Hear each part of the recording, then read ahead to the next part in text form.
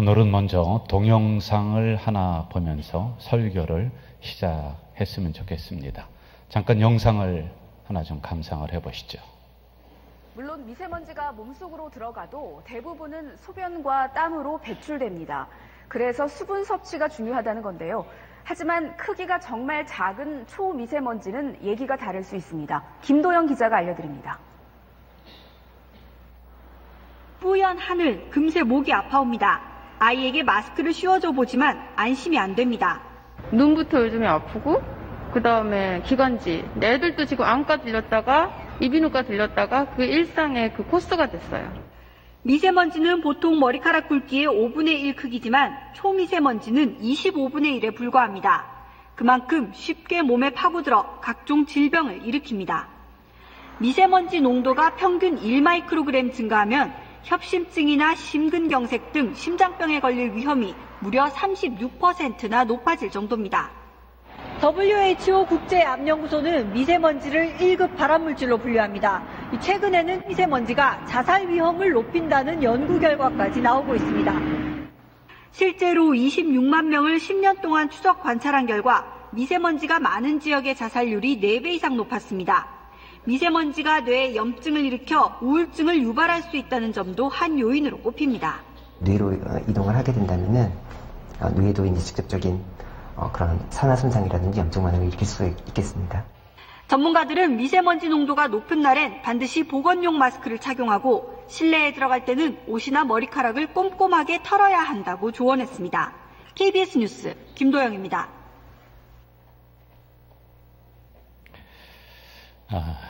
뜬금없이 무슨 미세먼지 이야기를 동영상으로 보여주시는가 이런 생각을 가지실 수가 있습니다. 우리 대한예수교 총회에서는 환경주의를 만들어서 성도들에게 하나님이 주신 자연 질서를 잘 지키도록 이걸 좀 깨우쳐야 된다. 그래서 설교를 그렇게 하도록 했습니다. 특별히 6월에는 호국보훈의 달, 나라를 사랑하는 생각하는 달이거든요. 하나님이 주신 금수강산, 여러분 금수강산이 이제 안 되는 것 같아요. 이처럼 어려운 상황 속에 우리 기독교인들이 어떠한 자세로 신앙생활을 해야 되는가라고 하는 이러한 초점을 좀 맞추도록 하겠습니다. 설교는 목회적인 설교가 있고요. 예언자적 설교가 있습니다. 여러분, 목회적인 설교는 성도들의 삶과 하나님의 말씀을 연결해 주는 이게 목회적인 설교입니다. 대부분이 여기에 속하죠. 그러나 예언자적인 설교는 이것도 반드시 하게 되어 있는데 지금 시대에 문제가 되는 부분들을 하나님의 말씀으로 해석을 해주는 거란 말이에요.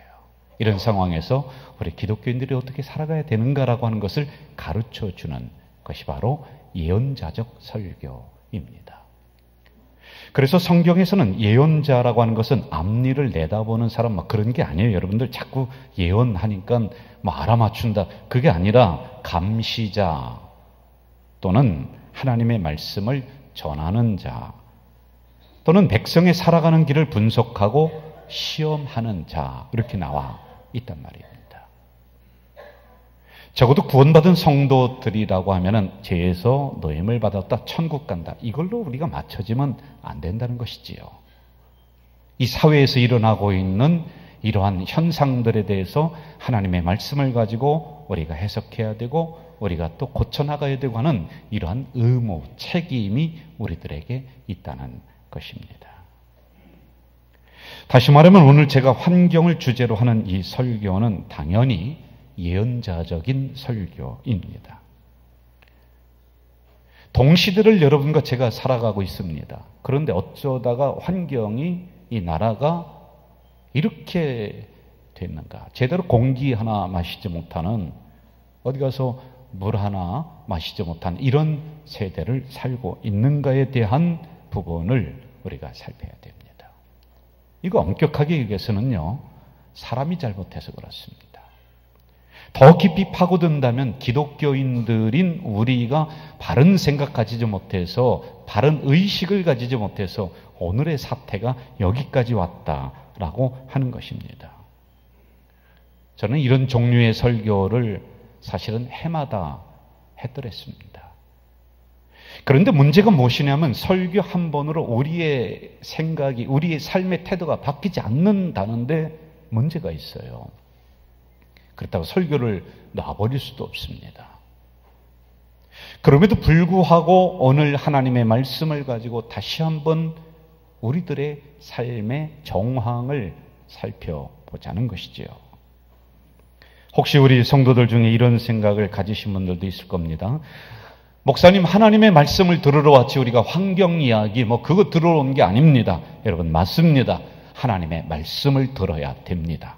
한번 말씀을 살펴보십시다. 오늘 본문 창세기 1장에 보면은 천지 창조에 대한 부분들입니다. 그런데 반복적으로 나오는 단어가 뭐냐면은 하나님 보시기에 좋았더라, 하나님 보시기에 좋았더라. 이게 6차례 정도가 등장을 하고 있습니다. 여러분, 좋았다라고 하는 원어적인 뜻은 완벽했다, 그리고 만족했다라는 거거든요. 하나님이 처음 창조하신 이 세상은 완벽합니다. 그리고 하나님 보시기에 참 만족하고 기뻤다라고 하는 것입니다. 또 하나 우리가 중요하게 알아야 되는 문제가 여기 있습니다. 좋았더라. 이거는 나쁜 게 아니라 선하다. 이거거든요. 여러분, 성경에서 선하다라고 할 때는 도덕적, 윤리적으로 이걸 이야기하는 것이 아니라 하나님과의 관계성, 그리고 피조물과의 관계성이 조화롭게 돌아간다는 거예요. 그런데 어느 날 이게 깨져버렸단 말이죠. 틀어져 버렸단 말입니다. 왜 이런 문제가 발생을 할까요?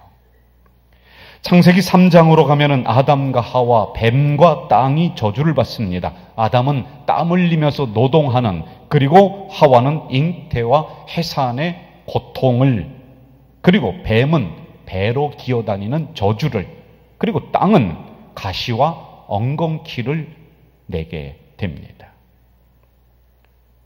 창조 때 하나님 보시기에 좋았더라고 하는 게 틀어진 거죠. 관계가 잘못된 거죠. 그래서 저주가 일어납니다. 여러분, 죄를 범한 것은 아담과 하와죠. 그런데 아무 죄가 없는 땅이 저주를 받습니다.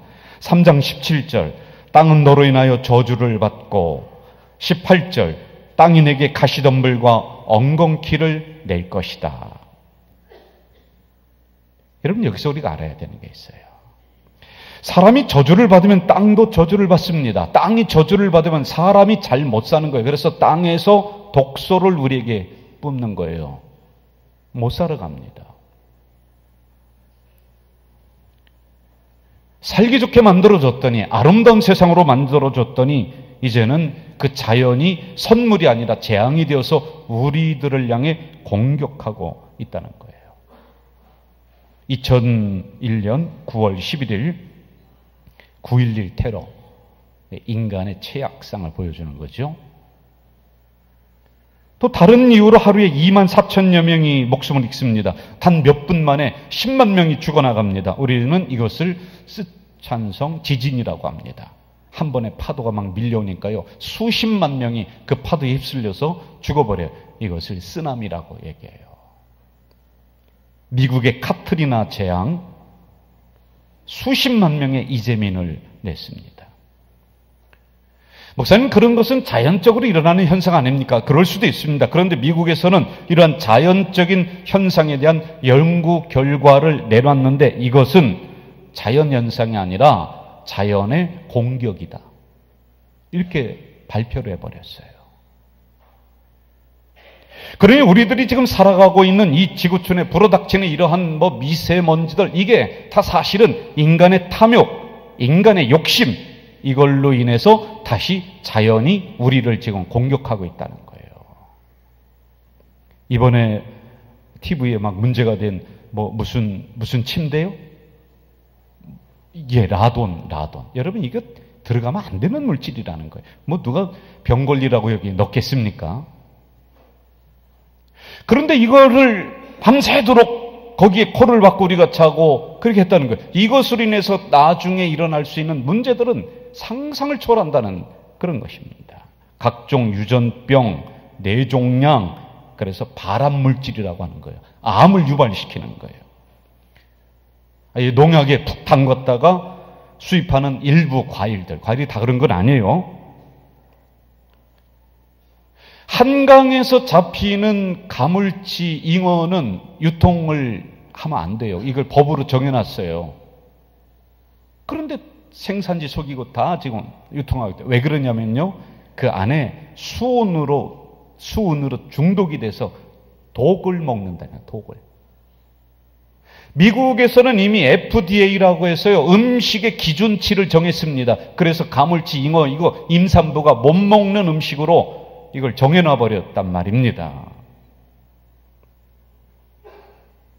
제가 지금부터 정확하게 23년쯤에 저 인도 스리랑카에 있을 때 어린 딸에게 100일을 지나고 제가 갔으니까 얼마나 보고 싶겠어요. 그래 편지를 많이 썼더랬어요.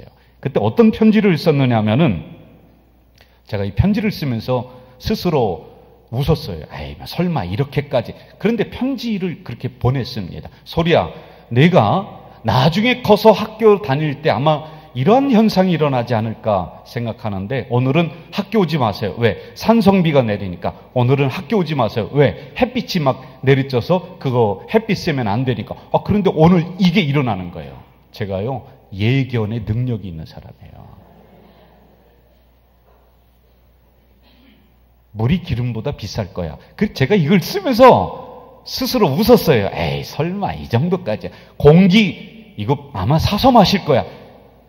그런데 지금 그대로 되고 있다는 겁니다. 여러분, 30년, 40년 전에 우리가 물을 사서 마신다, 그런 소리 하지 말아야죠. 우리가 공기를 사서 마신다, 그 있을 수도 없는 이야기였어요. 그런데 지금 그렇게 되어 나가는 거예요. 심각합니다. 이 모든 것이 하나님이 우리들에게 주신 선물인데 선물이 재앙이 되어버렸다는 것입니다. 그래서 여러분과 저를 지금 막 공격하고 있습니다. 그 핵심에는 인간의 탐욕, 더 들어가면은요, 기독교인들의 무지. 이거 우리가 깨닫고 계몽해야 되는 거예요. 적어도 이런 설교 여러분 한 번씩 우리가 들으면서 우리의 의식을 좀 높여야 되는 거 아니에요? 남들 한다고 똑같이 하고, 그들 소비한다고 다 똑같이 하고, 그들이 환경을 함부로 한다고 우리도 앞장서서 막 다 똑같이 하는 것이 아니라, 적어도 구원받은 백성들이라면은 아니다, 이 이야기 할 수 있어야 되잖아요. 세 가지를 좀 우리가 깨달았으면 좋겠어요. 첫째는 자연의 주인은 하나님이다, 이거 알아야 돼요. 그리고 이 자연을 우리에게 선물로 주셨다. 성경 볼까요? 1장 1절, 태초에 하나님이 천지를 창조하셨다. 1장 28절, 땅을 정복하라. 바다의 고기와 공중의 새와 땅에 움직이는 모든 생물을 다스리라. 29절, 내가 온 지면에 씨 맺는 모든 채소와 씨 가진 열매 맺는 모든 나무를 너희에게 주노니 너희 식물이 되리라. 여러분, 이 삼남한상은, 아니 우리나라의 금수강산은 내게 아니에요. 하나님의 것입니다.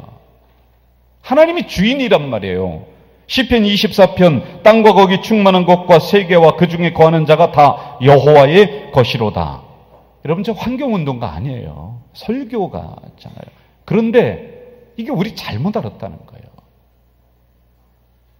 우리가 공기도 내 것으로 생각하고 물도 내 것으로 생각하고 이 자연 환경을 내 것으로 생각할 원래 주인은 하나님이세요. 그 하나님이 우리들에게 잘 좀 돌봐라라고 선물로 맡겼는데 여기서부터 틀어져 버렸어요. 그냥 함부로 해버린 거란 말입니다.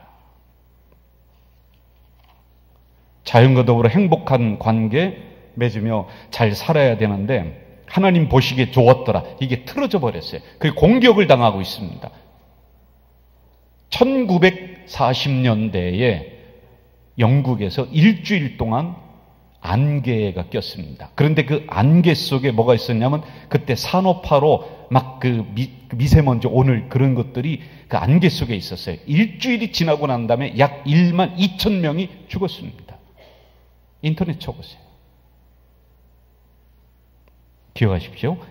하나님이 주인이시다. 그리고 선물로 우리에게 줬다. 두 번째, 우리는 자연을 지키는 청지기이다. 1장 28절 여러분 같이 한번 읽어봅시다. 1장 28절 창세기 1장 28절입니다. 같이 한번 읽어볼까요? 시작. 하나님이 그들에게 복을 주시며 하나님이 그들에게 이르시되 생육하고 번성하여 땅에 충만하라. 땅을 정복하라. 바다의 물고기와 하늘의 새와 땅에 움직이는 모든 생물을 다스리라 하시니라. 오해하고 있어요, 여러분. 생육하라, 번성하라, 충만하라. 이게 파라, 라바, 발레. 이거는요, 동물과 인간들에게 주신 명령이에요. 그런데 그 다음에 인간에게만 준 게 뭐냐? 정복하라, 다스리라, 카바시, 다스리라. 근데 요 단어를 우리가 오해한 겁니다. 야, 정복하라고 했지 않냐? 다스리라고 했지 않냐? 이 개념으로 생각해서 막 동식물을 함부로 해버리는 거예요. 인간의 행복을 위해서 자연 파괴하고 편리한 생활을 위해서 자연을 그냥 막 훼손해버리고 문명된 이것을 위해서 자연을 막 함부로 해버렸던 이러한 잘못이 우리에게 있는 거예요. 핵심에 기독교인이 있어요. 여러분 역사적으로 보면 기독교인이 들어가서 그냥 모든 것들을 갈아엎어버리는 거예요. 이게 잘못 해석된 거예요. 정확한 해석이 뭐냐? 잘 들어보세요. 땅을 정복하라. 이거는 하나님의 규정에 따라 땅을 이용하라. 그리고 땅의 훼손이나 파괴로부터 땅을 보호하고 지켜라. 왜? 이거 안 하면은 땅이 공격한다는 거예요. 생산도 안 내요. 소출이 안 나요, 여러분. 그리고 다스리라. 이것은 생물을 생포하고 학대하고 살해하라는 말이 아니다. 이걸 오해하니까 여러분 빨대를 가지고 곰 쓸개에다가 꼽아서 그걸 마시는 거예요. 자, 정말 이거 너무한 거예요. 무슨 생노루피, 사슴피 그거 마셔서 건강하면 좋겠는데요. 그 안에 온갖 바이러스들이 들어있는 거예요. 그게 아니라 관리하고 보살피라. 신학적으로는 이 역사의 중심에 인간을 두셨다는 거예요. 그리고 그 안에 누구를 두셨냐? 기독교인을 두셨다는 거예요. 하나님을 믿는 구원받은 백성들을 역사의 중심에 두면서 야 너희들 좀 잘 좀 지켜라. 잘 좀 지켜줘. 여러분 영적으로 타락한 사람들은요. 제 이 이야기하면요. 웃어요. 그냥 즐기다가 가면 되는 거예요. 그러면 여러분 적어도 구원받은 우리들이라면은 역사에 대한 책임도 있고 사회에 대한 책임도 있고 이 환경에 대한 책임이 있는 거예요. 우리들에게 있습니다. 여러분. 선진국이나 후진국을 판단하는 기준 얼마를 버느냐 이것도 있습니다만은 그 기준에 뭐가 있느냐면은 환경을 어떻게 생각하느냐.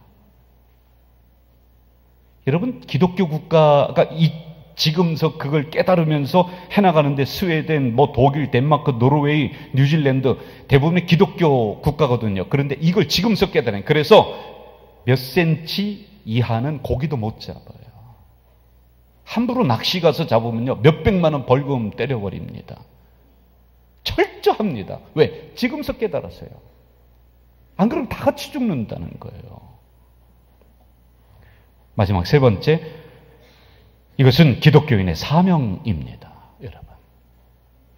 땅이 썩어 들어가고 있습니다. 공기는 더 이상 마음 놓고 숨을 쉬기 불편해질 정도입니다. 수많은 강들이 냄새 때문에 진동해요. 여러분, 옛날에 목욕했잖아요. 저 개울가에 가서요. 발가벗고 목욕. 지금 어디서 목욕을 해요? 목욕할 곳이 없어요.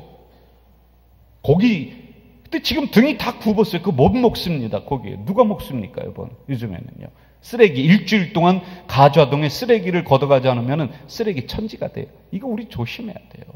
한 사람당 230kg의 쓰레기를 지금 만들고 있다는 거예요. 우리가요.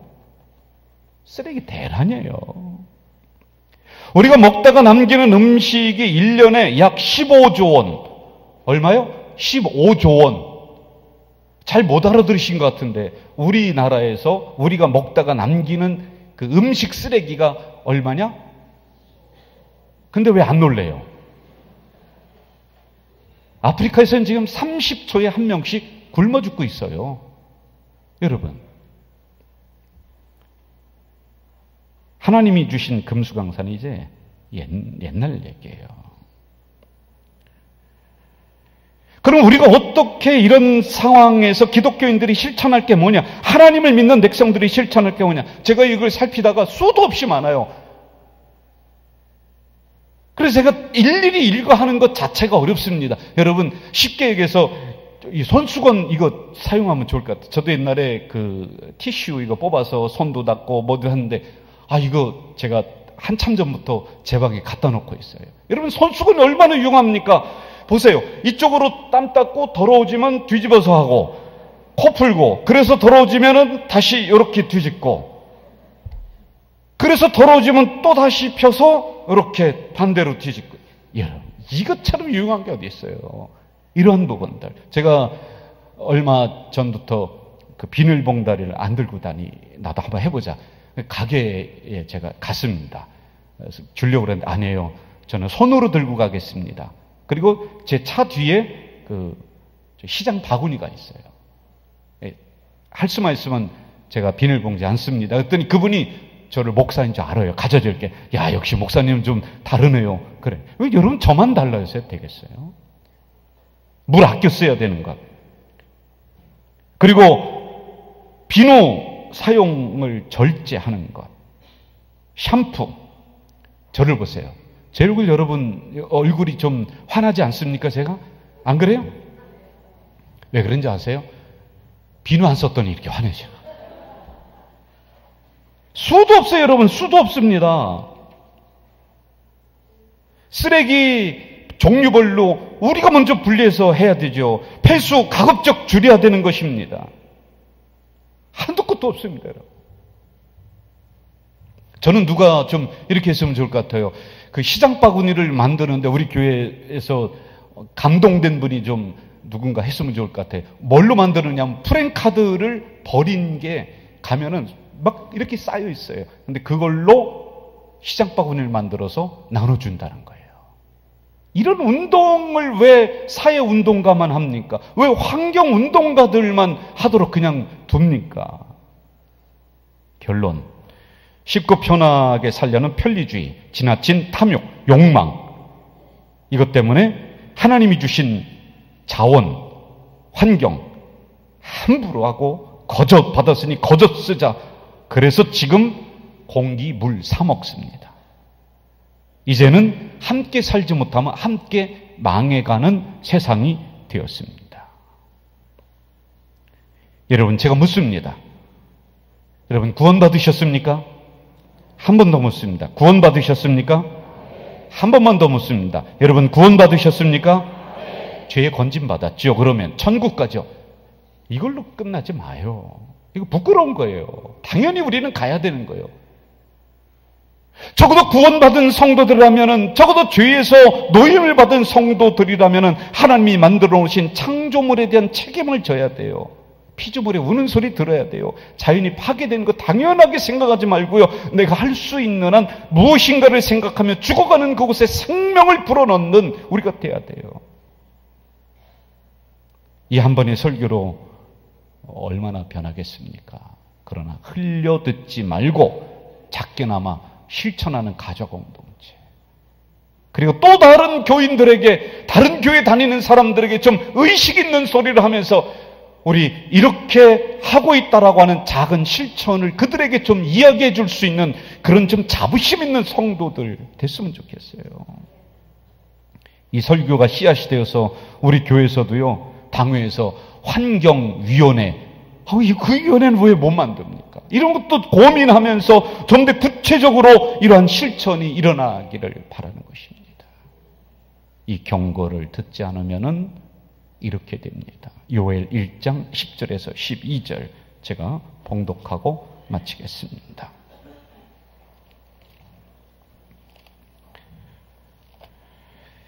밭이 황무하고 토지가 마르니 곡식이 떨어지며 새 포도주가 말랐고 기름이 다하였도다. 농부들아, 너희는 부끄러워할지어다. 포도원을 가꾸는 자들아, 곡할지어다. 이는 밀과 보리 때문이라. 밭의 소산이 다 없어졌음이로다. 포도나무가 시들었고 무화과 나무가 말랐으며 석류나무와 대추나무와 사과나무와 밭의 모든 나무가 다 시들었으니 이러므로 사람의 즐거움이 말랐도다. 이 경고를 들으시고 하나님이 주신 자연 우리가 더 보호해 나가는 의식 있는 가져질 교회 성도들 되시길 주이름으로 부탁드립니다. 하나님 아버지, 오죽하면은 환경주의까지 만들어서 우리가 이렇게 해야 된다, 총회에서 이런 문구를 내보내고 이러한 설교를 각 교회마다 하라고 가르치겠습니까? 그래서가 아니라 우리 기독교회는 당연히 하나님이 주신 선물을 잘 관리해야 될 줄 믿습니다. 하나님, 우리 가져질 교회 성도들 의식 있는, 좀 생각하는, 하나라도 실천하는 정말 건강한 성도들이 될 수 있도록 인도해 주시옵소서. 예수님의 이름으로 기도하옵나이다. 아멘.